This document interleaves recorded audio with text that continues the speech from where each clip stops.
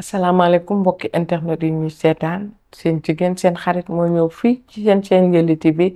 fas yéene waxtaan ak yéen rek ki astuce et santé naturelle comme niñ koy defee saa su ne waxtu wu ne di daw ci seen bànneex tey nag sama góor yi ñoo ma tax a jóg góor ñi nga xam ne ñu ci troisième pied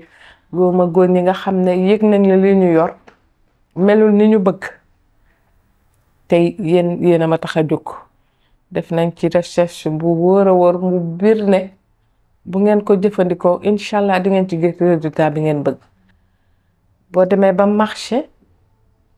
nga jëndal ma karité pure 60 grammes ak genn wàll kaasu huile de baobab boo ko amul ci marché bi yaa ngi koy am ci grande surface yi wala malien yi nga demal ma ba ci aloe vera bi dagg ci benn car bu mag nga teg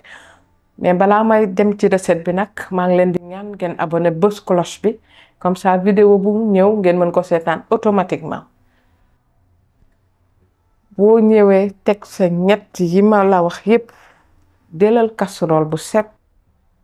nga sotti ci genn wàll kaasu huile de baobab bi teg ko ba mu tàng nga jël 60 grammes beurre de karité bi sotti ci biir ba mu ruy danga koy bàyyi ba mu ruy nga teggi ko teg na le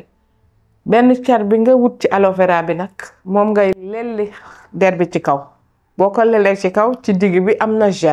gel boobu nag ngay xoos ba am ci ñaari kuddu yu ndaw gel fekk na lii sedd na diw baobab bi sedd na ak karité bi nga jël ñaari kuddu aloe vera sotti ci biir jaxase ko fouetté ko ba mu def benn pat ndax moom bu paree rek day dëgër bu dëgëree nag nga daal di jël ay coppati comme boule de noisette def ko ay dànk boo paree saa yoo xëyee ba sangu ba set jëlal benn boule nga diw ba mu tooy bu ngoonee nga diw ba mu tooy semaine laa la may nga gis résultat bu doy waar boo demee ba yëg sa bopp ba gis ne lii nga ci soxla woon am nga ko nga daal di bàyyi lii laa la andiloon tey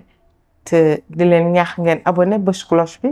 ma di leen jox dig daje ba beneen yoon fii ki seen chaîne Yelli TV